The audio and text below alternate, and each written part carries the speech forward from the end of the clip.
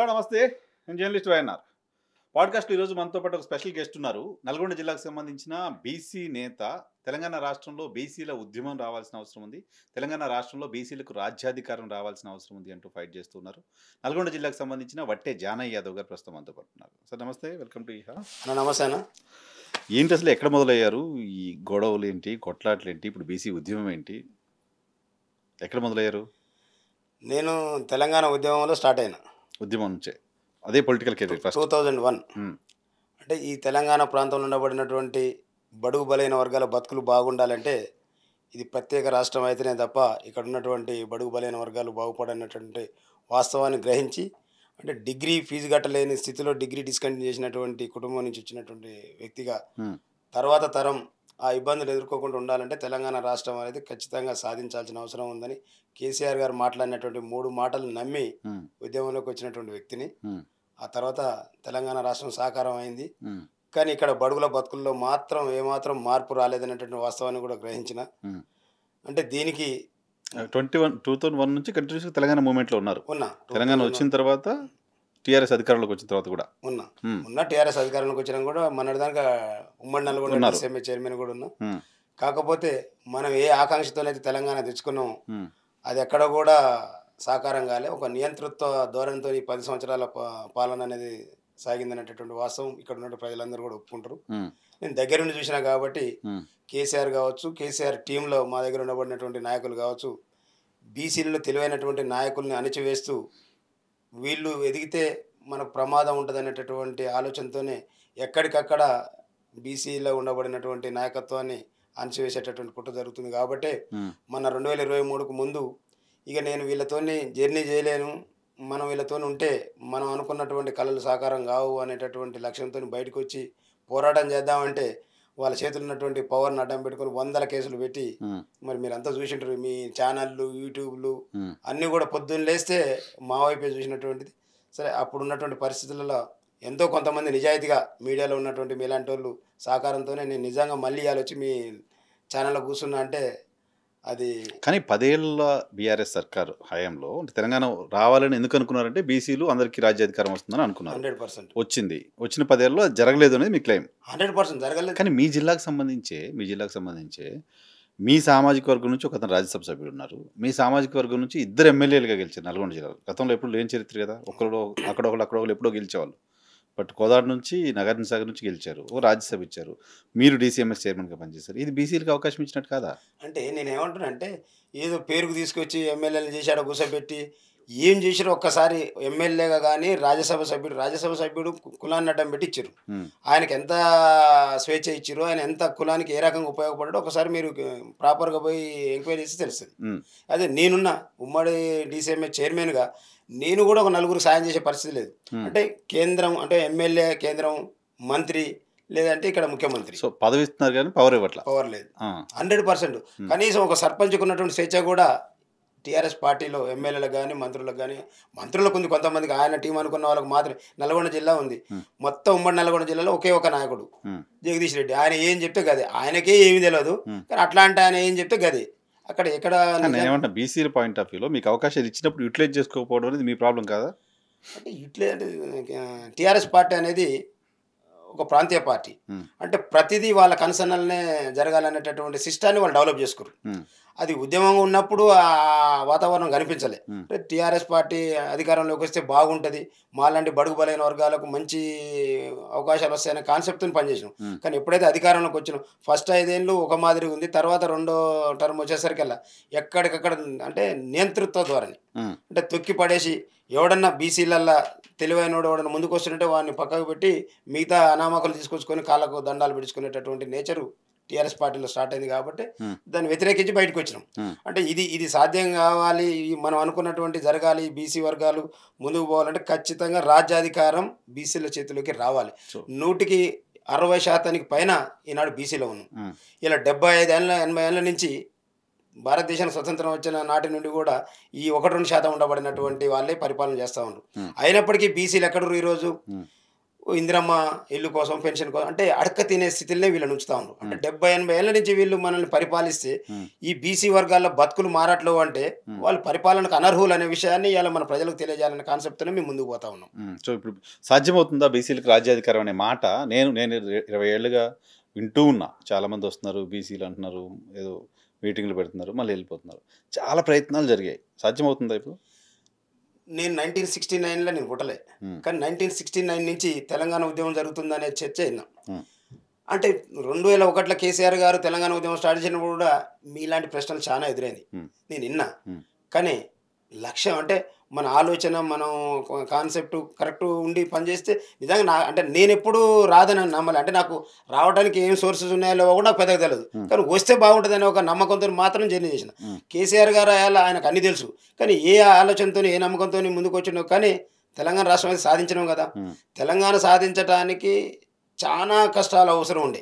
అంటే అది ఇక్కడ ఉండబడినటువంటి అగ్రవర్ణాలు కావచ్చు, అన్ని అంటే కేంద్రంలో కాంగ్రెస్ పార్టీ అధికారం ఉంది, రాష్ట్రాలలో కూడా కాంగ్రెస్ పార్టీ ఉంది, ఈయనకి ఎక్కడ లేదు. అయినా సాధించేటటువంటి ప్లేస్కి వచ్చేదానికి కూడా చాలా మంది నమ్మలే, కానీ చివరికైతే సాధించను. ఇప్పుడు నేనేమంటానంటే బీసీ వర్గాలలో 160% పైన ఉన్నాం.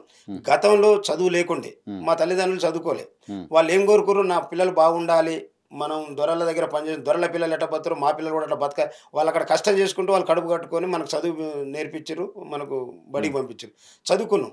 కానీ చదువుకున్న తర్వాత కూడా అదే బతుకు మనం బతుకుతున్నప్పుడు మన తల్లిదండ్రుల ఉండేటటువంటి కలిగేటువంటి బాధ కొన్ని సందర్భాలను అంటే ఎందుకు ఈ బతుకు అనేటటువంటి ఆలోచన కూడా కలిగిన సందర్భాలను.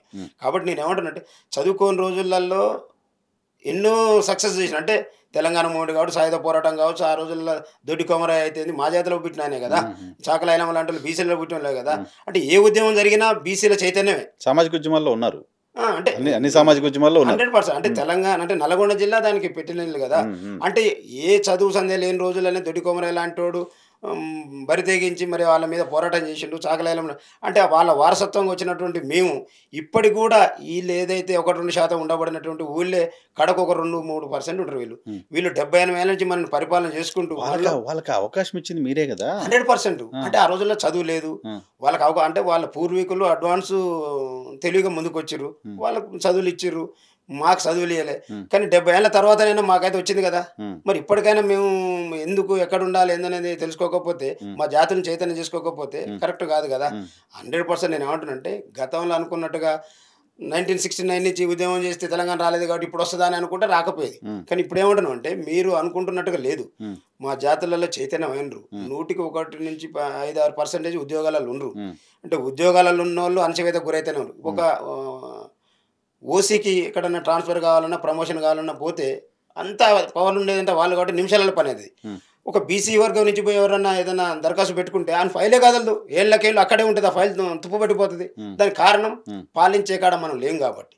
అంటే మనం ఆ ప్లేస్కి పోతే కానీ, అంటే వడ్డించేవాడు మనవాడైతే కడబంతులున్న కడుపున్న పెట్టిపోతారు. అంటే అది ఇప్పుడు ఉన్నటువంటి సమాజాన్ని తెలియజేయాలి.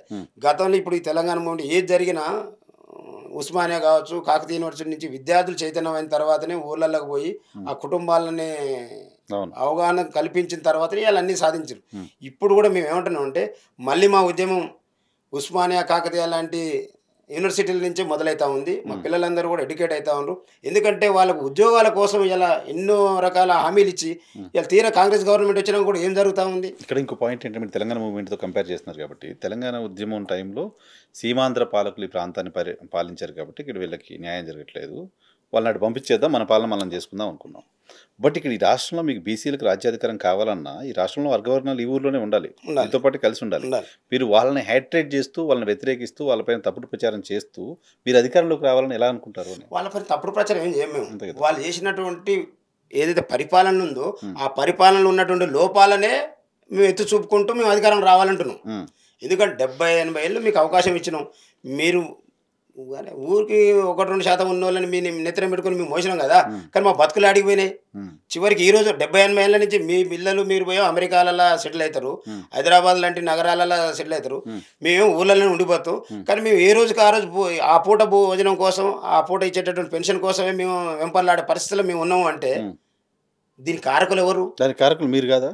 మేము ఎట్లయితాం? మీరే కదా వాళ్ళు కోట్లేసి గెలిపించింది. అరే మాకు అవగాహన లేక మేము వెనకట ఊళ్ళలో అన్న మీకు గుర్తుందో లేదో, నేను మా తాతతోని పోయేది.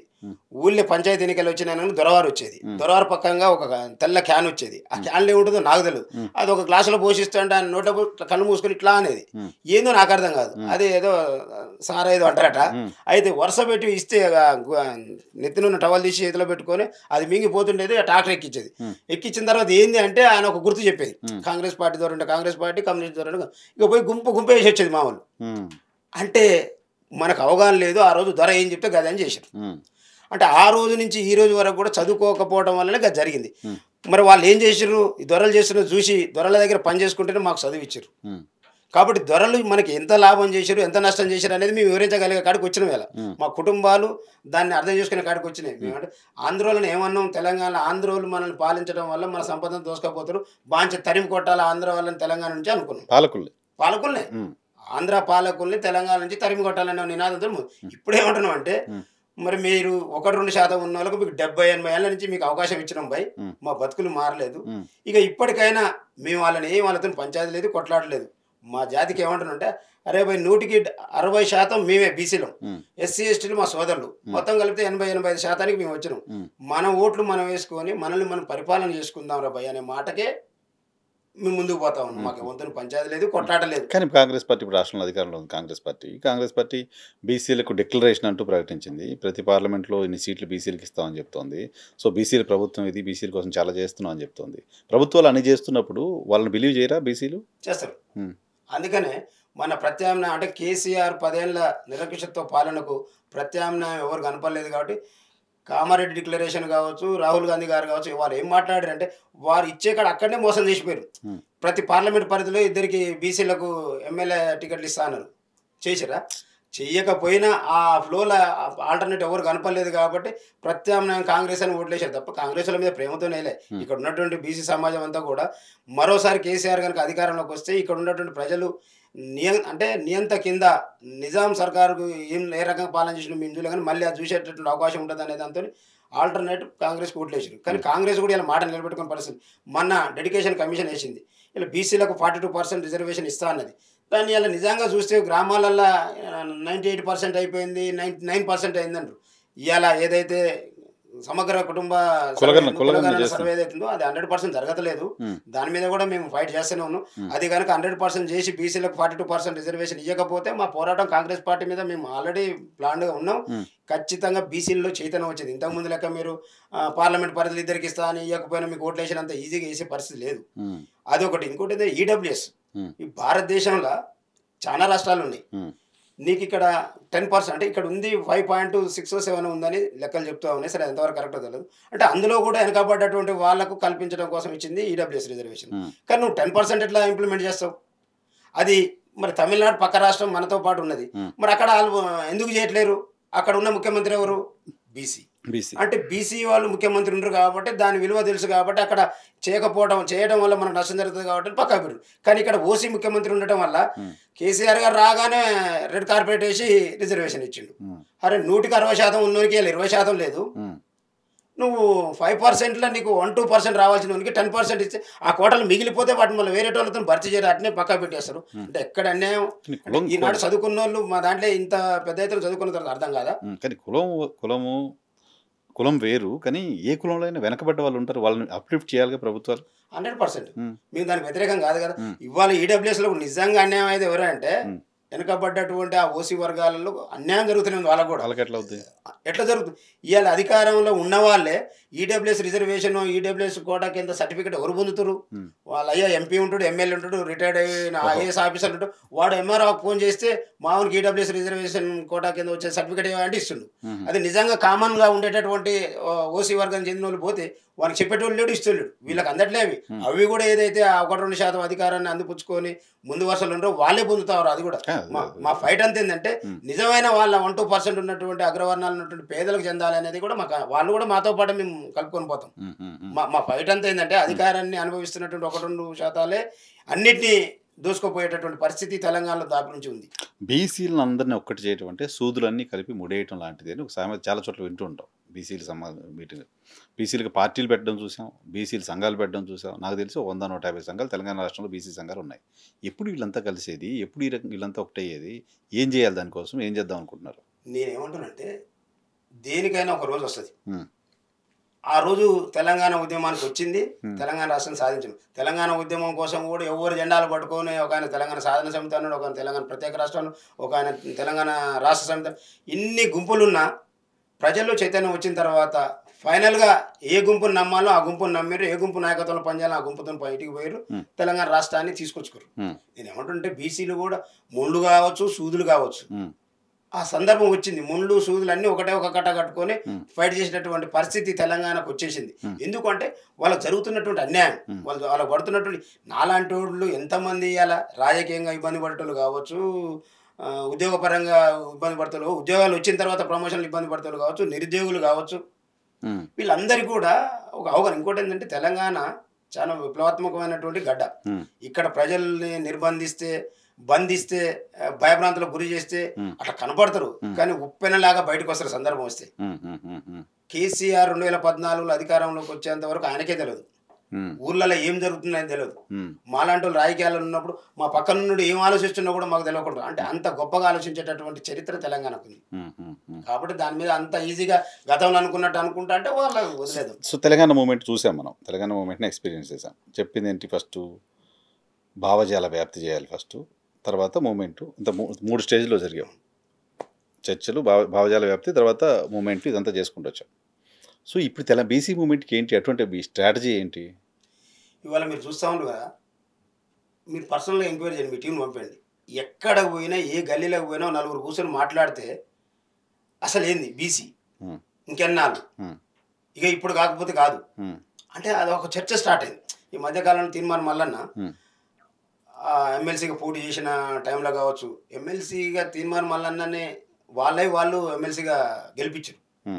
అంటే ఆయన మీ అందరికీ తెలుసు, తెలంగాణ రాష్ట్ర సమితి మీద 10 సంవత్సరాలు నిర్భయంగా పోరాటం చేసి జైలు జీవితాన్ని అనుభవించింది తీర్మానం మల్లన్న. సరే, దాని తర్వాత కాంగ్రెస్లోకి వచ్చి కాంగ్రెస్ అధికారం రావడం కోసం ఒక 50-60 కాన్స్టిట్యున్సీలో పోయి ప్రచారం చేసిండు. సరే, అది ఆ పార్టీ ఇష్టం అది. కానీ ఆయనకు ఎమ్మెల్సీ ఇచ్చేసరికల్లా, ఆయనని ఎమ్మెల్సీగా గెలిపించే క్రమం వచ్చేసరికల్లా అగ్రవర్ణాలు అందరూ కూడా ఇంటర్నల్గా వాళ్ళని ఓడించాలి. అది ఎప్పుడైతే ఆ స్మెల్ బీసీ వర్గాలకు చేరిందో, అది ఇది ఎక్కడ అన్యాయం, మల్లన్న టీఆర్ఎస్ని బొందపడటం కోసం పనిచేసిండు, కాంగ్రెస్ అధికారం రావడానికి పనిచేసిండు, కానీ మల్లన్నను ఓడించమంటారు ఏందనేది ఎప్పుడైతే బయటకు వచ్చిందో బీసీలు అందరూ అలర్ట్ అయ్యారు. ఏ పార్టీలు ఉన్న బీసీలు ఆ పార్టీకి ఫస్ట్ ప్రియారిటీ ఓటేసుకొని సెకండ్ ప్రియారిటీ మాత్రం ఖచ్చితంగా మల్లన్నకు ఓటేసారు. ఆ గాలినే ఈ అగ్రవర్ణాల కుట్రలు కొట్టుకపోయి. సో తీర్మానం వలన కాంగ్రెస్ గుర్తుతో గెలిచినట్టు కాదు, బీసీ సింబల్ 100% చెప్తూనే ఉండు కదా, మీకు ఓపెన్ గా చెప్తాను, కాంగ్రెస్ పార్టీ నుండే చెప్తుండు. నిజంగా ఆయన కాంగ్రెస్ సింబల్ ఇచ్చిన గెలిచిన గెలవకపోయినది ఓన్లీ బీసీలలో, అంటే ఓసీలు ఎప్పుడైతే మల్లన్న ఓడించాలని అనుకుర్రో ఇమీడియట్ గా బీసీలు అలర్ట్ అయ్యారు. ఇంకోటి ఏంటంటే బీసీల కాడ ఉన్న గొప్పతనం ఏంటంటే సొంత పార్టీని ఉన్న పార్టీని మోసం చేసే నేచర్ కాదు, కానీ అందులో ఉండి ఆ పార్టీలో ఫస్ట్ ప్రియారిటీ వేసుకొని సెకండ్ ప్రియారిటీ మాత్రం మన జాతి బిడ్డ మల్లన్న లాంటి గొంతు ఈ చట్టసభలో ఉండాలనేటటువంటి వాదంతోనే రెండో ప్రియారిటీ ఓటేసి అలా మల్లన్న అధికారంలోకి వచ్చిండు.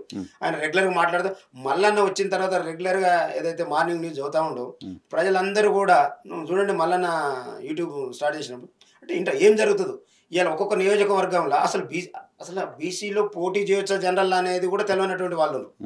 జనరల్ స్థానం అంటే అది ఓసీలకు రిజర్వ్ అయింది అనుకునేటటువంటి వాతావరణాన్ని ఈ పాలక వర్గాలు ప్రజల్లో నింపిరు. కానీ మళ్ళీ వచ్చిన తర్వాత అరే జనరల్ అంటే ఎవరైనా పోటీ చేయొచ్చు అనేటటువంటి వాస్తవాన్ని తెలియజేసుకుంటూ అసలు ఒక్కొక్క నియోజకవర్గంలో బీసీలు ఎంతమంది ఉన్నారు, ఓసీలు ఎంతమంది అని చూస్తే వాళ్ళకి ఇంత అంటుంటే వాళ్ళు తట్టుకోలేని పరిస్థితి. అంటే బీసీలలో వస్తున్నటువంటి చైతన్యాన్ని దృష్టిలో పెట్టి మల్లన్నని ఏమంటారు, బ్లాక్ మెయిలర్ అది ఇది ఎందుకు అంటారు అంటే బీసీలకు చైతన్యాన్ని నింపుతుండు కాబట్టి మల్లన్న ఈ రకం. కానీ ఇలా మల్లన్నని 100 మాటలు మాట్లాడినా బీసీలు మల్లన్నను ఓన్ చేసుకుంటారు తప్ప ఆ అధికారం ఉన్నటువంటి వర్గాలు ఏది మాట్లాడినా రిసీవ్ చేసుకునే పరిస్థితి. సో ప్లాట్ఫామ్ తయారు చేయబోతున్నారా? 100% అయితేనే ఉంది ఆటోమేటిక్. అంటే ఎక్కడికక్కడ గ్రామాలల్లో అట్లే కదా, ఒక లీడ్ ఉండాలి కదా. ఇప్పుడు అంతకుముందు తెలంగాణ కోసం ఎన్ని సంఘాలు ఉన్నా కేసీఆర్ పార్టీ పెట్టిన తర్వాత ఒక కేర్ ఆఫ్ లాగా తయారైపోయింది. సో అట్లా బీసీ ఉద్యమాలు అన్నిటికీ ఒక కేర్ ఆఫ్ మీరు తయారు చేస్తారు. ఇంటలెక్చువల్ ఫోరం అనేది ఒక నడుస్తూనే ఉంది. మాజీ ఐఏఎస్ పొలిటికల్ ఫోరం కావాలిగా, పొలిటికల్ ఫోరం. ఇప్పుడు ఇంటలెక్చువల్ ఫోరం ఆల్రెడీ ఎస్టాబ్లిష్ అయింది, దాని ఆధ్వర్యంలో కొన్ని కార్యక్రమాలు జరుగుతూ ఉన్నాయి. ఇంకా భవిష్యత్తులో ఒక తెలంగాణ నుంచి అంటే రాజకీయ వేదిక కూడా ఏర్పాటు కాబోతా ఉంది. ఎక్కడికక్కడ ఇంకొక చిన్న ఎగ్జాంపుల్ ఏంటంటే మీరు చూస్తూ ఉంటారు, భారతీయ జనతా పార్టీ భారతదేశాన్ని పరిపాలిస్తూ ఉంది. ఆర్ కృష్ణ లాంటి వ్యక్తిని తీసుకుపోయి ఇవాళ ఆయన వద్దు అని బీసీ సమాజం కోసం నేను రాజీనామా చేస్తే నేను అల్లం కొట్లాడలేకపోతున్నా, బీసీకి వీళ్ళకు నాయకత్వం ఇస్తాను వచ్చి రాజీనామా చేసి ఇంటికాడ కూర్చుంటే మళ్ళా పట్టుకపోయి రాజ్యసభ ఇచ్చారంటే బీసీల కదలికల మీద వాళ్ళ యొక్క అవగాహనే కదా. కేంద్ర ప్రభుత్వానికి ఎటువంటి డౌట్ ఉందా? 100% బీసీ ముఖ్యమంత్రిని డిక్లేర్ చేస్తామని చెప్పుకుంటూ ఇలా అంటే ఆర్ కృష్ణయ్య గారి తెలంగాణలో ఉమ్మడి ఆంధ్రప్రదేశ్లో కూడా బీసీల యొక్క ఐకాన్. బీసీ అనగానే ఆర్ కృష్ణయ్య గారు గుర్తొస్తుంది. అంటే బీసీల హక్కుల కోసం, బీసీలకు చదువు కోసం, బీసీలకు హాస్టల్ సౌకర్యాల కోసం, రాజ్యాంగ పరంగా రావాల్సిన వాటి కోసం కొట్లాడుకుంటూ వచ్చిన వ్యక్తుల్లో ఆర్ కృష్ణయ్య గారు. ఆర్ కృష్ణయ్య గారి చొరవతోనే మాలాంటి వాళ్ళు మీలాంటి వాళ్ళు చాలా మంది చదువుకున్నటువంటి వ్యక్తులు కూడా ఉన్నారు. ఇవాళ వారిని ఓన్ చేసుకోవడం కోసం తీసుకుపోయి రాజ్యసభ అంటే మామూలు మాట కాదు కదా. ఇవాళ ఆనాడు జగన్మోహన్ రెడ్డి గారు ఇచ్చినా, ఇవాళ బీజేపీ పార్టీ ఇచ్చినా ఆయనకు ఉన్నటువంటి స్ట్రెంత్ అంతా బీసీలే. అంటే ఆ రకమైనటువంటి అడుగులు పడతా ఉందంటే బీసీల్లో చైతన్యం నిండుకుంటుందనడానికి ఉదాహరణ కదా. ఇప్పుడు అటువంటి చైతన్యం నింపిన ఆర్ కృష్ణయ్య భారతీయ జనతా పార్టీ ఓటేయండి అని చెప్తారు రేపు పొద్దున. తీర్మానం కాంగ్రెస్ పార్టీ కండవ కప్పుకొని ఉన్నారు. మీరు వాళ్ళిద్దరు బీసీలు ఐకాన్ అని చెప్తున్నారు. ఎట్లా మీకు? అయితే నేనేమంటున్నంటే మాకు మా ప్రజల్లో చైతన్యం వస్తే చాలు. ఇలా ఆయన తీసుకుపోయి భారతీయ జనతా పార్టీలో రాజ్యసభ వేయగానే జనతా పార్టీకి వేస్తాం, ఈయన వచ్చి కాంగ్రెస్ పార్టీ నుండి ప్రచారం చేస్తే బీసీలకు జరుగుతున్న అన్యాయం మీద ఆయన మాట్లాడుతూ నేను మాట్లాడుతున్నాను. ఓట్ల కాడికి వచ్చేసరికి రాజ్యాధికారం అనేసరికి పొలిటికల్ ప్లాట్ఫామ్ కావాలి కదా. అయితే మేము ఏమంటున్నాం అంటే ఇప్పుడు ఒకేసారి అన్ని చేయలేము కదా. ఇంకోటి బీసీలు అంటే 70-80 ఏళ్ళ నుంచి వెనుకబడి ఉన్నటువంటి వర్గాలం కదా. కాబట్టి వాళ్ళకి ఎంతసేపటికి ఏముంటది, ఆర్థికంగా లేరు, ఒక వేదిక ఏర్పాటు చేయాలన్న ఇబ్బంది ఉంటుంది. మిగతా కమ్యూనిటీలో ఏదంటే ఎమ్మెల్యేలు, ఎంపీలు, మంత్రులు చేసినటువంటి వర్గాలు ఉంటాయి. ఇప్పుడు బీసీలలో ఇప్పటి వరకు ముఖ్యమంత్రి ఎవరు కాలే కదా. ఎమ్మెల్యే కాడికి వచ్చారు, మంత్రులు అయిన వాళ్ళు ఏళ్ళ మీద పెట్టేటోళ్ళు ఉంటారు. వాళ్ళు కనుమరుగారు. ఒకసారి మంత్రి అయినంటే రెండోసారి ఆయన పొలిటికల్గా ఆయన ఉంచరు. అట్లాంటి చరిత్ర బీసీలకు ఉంది. కాబట్టి నేను ఏమంటున్నానంటే ముందు ప్రజల్లో చైతన్యం వస్తుంది, చైతన్యం తీసుకుని ఇప్పుడు తీర్మానం మల్లన్న రెగ్యులర్గా మాట్లాడుతూ ఉండు బీసీలకు ఎంత ఈడబ్ల్యూఎస్ ఎంత అన్యాయం జరుగుతుంది. ఇప్పుడు రేవంత్ రెడ్డి గారు మళ్ళీ 29 జీవో తెచ్చిన తర్వాత దాంతో ఏం జరుగుతుంది, క్రిమినల్ అనేది ఏంది, ఇప్పుడు అన్నిటి మీద అవగాహన వచ్చిన తర్వాత కాంగ్రెస్ పార్టీ ఓన్ చేసుకుంటుందా, బీజేపీ పార్టీ ఓన్ చేసుకుంటుందా? లేదు అంటే బీసీలు అందరూ కూడా ఒక వేదిక ఏర్పాటు చేసుకొని పోటీలో పోవాలన్నా. సో కాంగ్రెస్ బీజేపీ ఓన్ చేసుకుని బీసీలకి ఏదో చేస్తా ఉంటే అందరూ వెళ్ళిపోతారు. 100% అంటే బీసీల డిమాండ్. మరి ఇప్పుడు ఇంకా బీసీలకు రాజ్యాధికారం ఇప్పుడు ఏంటి? అదే అన్న నేను వాళ్ళు వీళ్ళు ఇస్తారని చెప్పి అడిగే పరిస్థితి కదా. ఏమంటున్నంటే చట్టసభల్లో మేమెంతో మాకు ఇప్పుడు ఇలా రాహుల్ గాంధీ గారు ఏం మాట్లాడుతా ఉన్నారు అంటే మొత్తాన్ని గణన చేయండి, దాని ప్రకారం ఎవరెంతో వాళ్ళకంతా. అంటే ఈ జనాభాలో ఎవరి నిష్పత్తి ఎంత ఉంటే అంత పర్సెంటేజ్ ఉద్యోగాలలో రావాలి, వ్యాపారాల్లో రావాలి, రాజకీయాల్లో రావాలి. అవి 100% ఫుల్ఫిల్ చేస్తానని హామీ ఇచ్చారు అనుకోండి, ఆలోచిస్తారు కదా. లేదు బీజేపీ పార్టీ ఆలోచిస్తే ఈ రెండూ జరగలేదు అనుకుంటే ఇవాళ 119 నియోజకవర్గాల్లో 19 ఏమో రిజర్వేషన్ పోతే 19 ఉన్నట్టుంది, అవి పక్కకు పోతే ఒక 195 అనుకుంటాయి. ఏ నియోజకవర్గం పోయినా 160% పైన ఓన్లీ బీసీలు లెక్కలు ఉన్నాయి. వినండి అన్న. ఆ తర్వాత ఎస్సీ ఎస్టీలు కలుపుకుంటే 80% ఎబో అంటున్నాం. మేము ఏం చెప్తున్నాం అంటే ఇంకా మాకు 4 సంవత్సరాల టైం ఉంది, మీరు నమ్మరు, భవిష్యత్తు ఏం జరగబోతుందో చెప్తా ఉన్నాం. మేము ఒకప్పుడు ఎన్టీ రామారావు బీఫామిస్ వెళ్ళిపోయి పోటీ చేస్తే వ్యక్తి ఎవడో తెలియదు, కానీ ఎమ్మెల్యేలుగా వచ్చి ఉంటే వీడు ఎమ్మెల్యే అంటే కూడా గుర్తుపడలేని పరిస్థితి. మరో విప్లవం రాబోతా ఉంది. బీసీ ఫ్రంట్ కానీ బీసీ జాగ్ కానీ ఏర్పాటు అయిన తర్వాత మేము ఇచ్చే పిలుపుతోనే మేము బీఫామ్ పంపిస్తే ఎమ్మెల్యేలకు గెలిచి వచ్చి అసెంబ్లీలో నిలబడతారు. మాకు ఇంకా పార్టీలు వాళ్ళ బీఫామ్ల కోసం మేము ఎదురు చూసేటటువంటి ఓపిక పోయింది. 70-80 ఏళ్ళ నుంచి ఓన్లీ బీఫామ్లకు అలవాటు చేసి మా సామాజిక వర్గాలన్నింటినీ కూడా. అంటే కాంగ్రెస్ పార్టీ బీఫామ్ వస్తేనే వేయాలి, బీఆర్ఎస్ వస్తేనే వేయాలి. ఎక్కడిది ఇది ఎవరికి పుట్టి? మా బీసీలలో పుట్టాయి ఈ బీఫామ్లు. ఎవడుగా అన్నాడు, ఎక్కడి నుంచి వచ్చింది? ప్లాట్ఫామ్ పెట్టాలంటేనే ఫినాన్షియల్ ఇవన్నీ ఉన్నాయి, మాకు ఇబ్బంది అని చెప్తున్నారు. ఎలక్షన్లో నిలబడాలంటే ఒక్కొక్క కాన్స్టిట్యూన్సీలో తెలంగాణలో ఎన్ని కోట్లు అవుతుందో తెలుసు అందరికీ. ఎట్లా ఎలక్షన్లో పోటీ చేయడం? నరసింహరావు గారు అంటే పెద్ద పెద్ద వాళ్ళని మంచి మంచి దొరల్ని మునగాలని పిలిచి ఇంటర్వ్యూ చేస్తాడని విన్నాం. నేను ఒక బీసీ వర్గాన్ని, నేను చాలా చిన్నపాను, నన్ను ఇలా పిలిపించుకొని ఇంటర్వ్యూ చేస్తున్నాం అంటేనే మా వాదం బలపడుతుంది కదా. మీలాంటి వాళ్ళే గట్టినే వస్తారు రేపు మాకు. నేను అందరితో ఇంటర్వ్యూ చేస్తాలే అంటే ఇందాక ఓఎన్ఆర్ గారి ఛానల్, అరే ఓఎన్ఆర్ అన్న వాళ్ళు ఇట్లా నీ పేరు చెప్పనే షాక్ అవుతున్నారు. అంత పెద్ద గదిగా మీకు మిమ్మల్ని పిలుస్తున్నాను, మీకు ఇంటర్వ్యూ చేస్తాను అంటే ఉంటుంది. మీకు సమాజంలో మీ గురించి మీకు తెలియకపోవచ్చు, మాకు తెలుస్తుంది కదా. నేను ఏమంటున్నానంటే భవిష్యత్తులో మాకు టీఆర్ఎస్ పార్టీ పెట్టిన రోజు కేసీఆర్ గారు మీరు అంటుంటున్నాం ఈటల రాజేందర్ అనే మీటింగ్ అనగానే మేము మాట్లాడుకుంటే వినేది. ఇప్పటికి 4 సార్లు పెట్టించినాక పోయి రాజేందర్తో ఎట్లా అడగాలి, నాకు అడగలేకపోతున్నాను. కేసీఆర్ గారు అంటే పక్కన మీలాంటలు కానీ కేసీఆర్ గారు ఇబ్బంది పడుతున్న మీటింగ్ అంటే మళ్ళీ రాజేంద్ర అన్న చిన్నగానే అరే అని ఆ కోళ్ళపాము కాడికి పిలిచి చెప్తే మళ్ళీ 2 లక్షలు 3 లక్షలు ఇస్తే ముందు పంపిస్తే అక్కడ మీటింగ్ తయారై అంటే ఉండే మన దాంట్లో కూడా చాలా మంది. కానీ వాళ్ళకు ఒక నమ్మకం ఏర్పాటు అయిన తర్వాత మనోళ్ళు కూడా పర్వాలేదు, మనకు ఒక అవకాశం ఉంది, మనోళ్ళు బలపడుతున్న వచ్చిన తర్వాత వీళ్ళంతా అరే 160% ఉన్న దాంట్లో మన లేరా సరే అంత పెద్దగా లేకపోయినా ఉన్నంత గొప్ప గెలవగలిగే స్థాయిలో డెఫినెట్గా ఓన్లీ బీసీలు వేసుకుంటే గెలుస్తారు. ప్లస్ వేసుకునే చైతన్యం వస్తుంది ఆటోమేటిక్గా. దానికి సహకరించేటటువంటి మేధావులు, భిక్షార్స్, వ్యాపారస్తులు కూడా కొంతమంది ముందుకు వస్తారు ఆ తర్వాత. ఎందుకంటే వాళ్ళకు కూడా అవసరమే కదా. ఈ ప్రభుత్వం రాకపోవడం వల్ల ఇన్నాళ్ళ నుంచి వాళ్ళ కాడ మోకరిల్లి వాళ్ళ వ్యాపారాలు చేసుకుని బతుకుతారు కదా. ఇది వస్తే మనము మన అనే ఫీలింగ్ ఉంటుంది కాబట్టి అన్ని ఆటోమేటిక్గా వచ్చేయాయి. ఫస్ట్ చైతన్యం రావాలి. ఆ చైతన్యాన్ని నింపే పనులనే మేము ఉన్నాం. చైతన్యం ఎప్పటిలోకి వస్తుంది అనుకుంటున్నారు? వచ్చే ఎన్నికల్లో బీసీ నినాదమే ఉంటుందా? ఎప్పటిలోగా ఆల్రెడీ చైతన్యం వచ్చింది. ఇప్పుడు వచ్చి ఉంది కాబట్టి రాహుల్ గాంధీ గారు ఇలా ఇది ఎత్తుకొని తిరుగుతూ ఉండు. ఇలా రేవంత్ రెడ్డి గారు ఏంది మామూలు వ్యక్తి కాదని, అంటే ఏ పార్టీలోనైనా రెడ్డి లేకపోతే నడవదు, ఆ పార్టీలో మనుగడ ఉండదు అని మాట్లాడినటువంటి వ్యక్తి ఇవాళ కురగాలను చేపిస్తున్నాను. అసలు నిజంగా అయితే రేవంత్ రెడ్డి గారు దాన్ని యాక్సెప్ట్ చేసి పక్కపడేయాలి. కానీ ఇలా మాలో వచ్చినటువంటి మార్పే కదా ఆయనలో వచ్చిన మార్పు ఇది.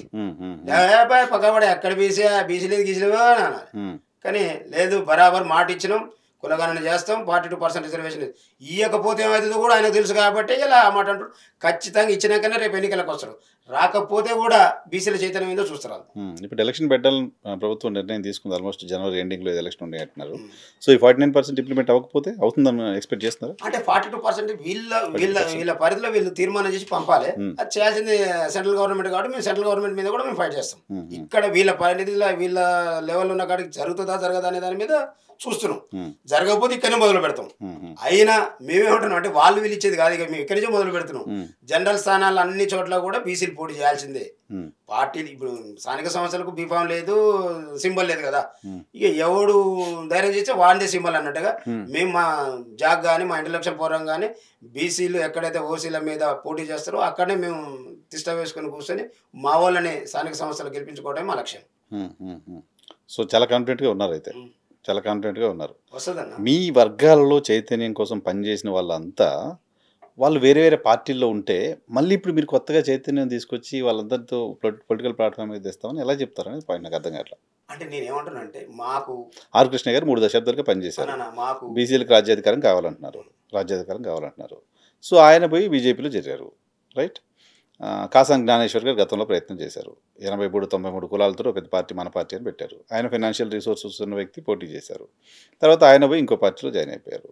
సో ఇప్పుడు తీన్మార్మలన్న కూడా ఆయన తెలంగాణకు సంబంధించిన ఇష్యూస్ పైన ఫైట్ చేస్తున్నప్పటికీ బీసీగానే గెలిచాడని చెప్తున్నారు. స్టిల్ కాంగ్రెస్ పార్టీలోనే ఉన్నారు, ఆయన కాంగ్రెస్ పార్టీ నాయకుడిగానే ఉన్నారు. సో కాస్త అవేర్నెస్ తెచ్చిన వాళ్ళు, అవేర్నెస్ ఉన్న వాళ్ళే వేరే పార్టీల పంచన ఉంటే ఇంకా బీసీలకి ప్లాట్ఫామ్ ఓకే మన కోసం వీళ్ళు నిలబడతారని ఎవరు నమ్మాలి? అయితే నేను ఒక్కటే మాట చెప్తున్నాను, మాకు పెద్దగా మళ్ళీ వేరే ఎవరినో గొప్పగా ఊహించు, తెలంగాణ మూమెంటే మాకు ఆదర్శం. వాళ్ళ మా ప్లాన్ ప్రకారం మేము ముందుకు పోతాము. టీఆర్ఎస్ పార్టీలు 26 మంది ఎమ్మెల్యేలు గెలిచిన తర్వాత నిలువును గెలిచేసింది రాజశేఖర రెడ్డి. అయినా కేసీఆర్ ఆదర్శంగా బీసీ ఉద్యమం అయితే 100%. అయితే ఎందుకు చెప్తున్నాం అంటే ఇవాళ ఈ మిగతా పార్టీలు అందరూ కూడా చిన్న చిన్న అవసరాల కోసం, వాళ్ళ స్వలాభం కోసం బయటకు వచ్చే పరిస్థితి లేదు. వస్తే వాళ్ళకు ఉన్నటువంటి చిన్న ఏదో ఇబ్బందులు పెట్టి చూస్తారు కదా. నేను బయటికి రాగానే నా మీద 100 కేసులు పెట్టు, నేను తట్టుకోగలిగిన, నిలబడగలిగిన. నా ఎంట ఉన్న వాళ్ళందరూ రాలేకపోయారు, రావడానికి కూడా నేను వాళ్ళని బలవంత పెట్టలేదు. ఎందుకంటే వాళ్ళకున్న చిన్న ఇబ్బందులతోనే వాళ్ళ. ఇప్పుడు ఇక్కడ కూడా ఏంటంటే ఏ పార్టీలు ఏమంటారంటే బీసీలకు రాజ్యాధికారం రావాలి, బీసీలకు ఆ మాట అనకుండా ఉండేటోళ్ళు ఎవరన్నా ఉంటే చెప్పండి. నువ్వు కాంగ్రెస్ పార్టీలు ఉండని, బీజేపీలు ఉండని, బీఆర్ఎస్లు ఉండని, ఇంకో దాన్ని. ఇదంతా ఎందుకన్నా ఇవాళ కవితమ్మ ఆమె పూలే ప్రింట్ అంటా ఉంది. నిజంగా మీటింగ్ పెట్టారు అంటే చూస్తానికి ఎట్లుంది చెప్పు. దయ్యాలు వేదాలు వెళ్ళినట్టు కాకపోతే ఆమె కోసం పనిచేసి ఇలా తెలంగాణ రాష్ట్రంతో అధికారం రావడానికి బీసీలు ఆత్మ బలిదానం చేసుకుంటారు. ఆ కుటుంబానికే న్యాయం చేయలే నువ్వు. శ్రీకాంతాచారి ఎక్కడ నడి రోడ్డు మీద అగ్నికి ఆహుతైపోయాడు. ఏం చేశారా నా కుటుంబానికి? ఇవాళ ఏం వచ్చి మళ్ళీ నేను బీసీ పూలే ప్రింట్ మొన్నటిదానిక దళిత ముఖ్యమంత్రి అన్నాడు, అయిపోయింది. ఇప్పుడు వచ్చి పూలే ప్రింట్ అంటారు, బీసీ ముఖ్యమంత్రి. నమ్ముతారా? అంటే మా జనం పిచ్చోళ్ళు అనుకుంటారు వాళ్ళు. అంటే ఇంకా వెనకటి లెక్కనే పోతారు అనుకోడు అయినాడు. అంటే వాళ్ళ నోట్లంగా రావడం సంతోషమే. అంటే మాలో ఏదో జరుగుతుంది, చైతన్యం వస్తుంది, దానికి నిదర్శనమే వాళ్ళు ఆ మాట ఎత్తుకోవడం. కాబట్టి నేను ఏమంటాను, ఇవన్నీ అయిపోయినన్న. గతంలో నమ్మిరు, ఒప్పుకున్నాం, మాట్లాడినాం.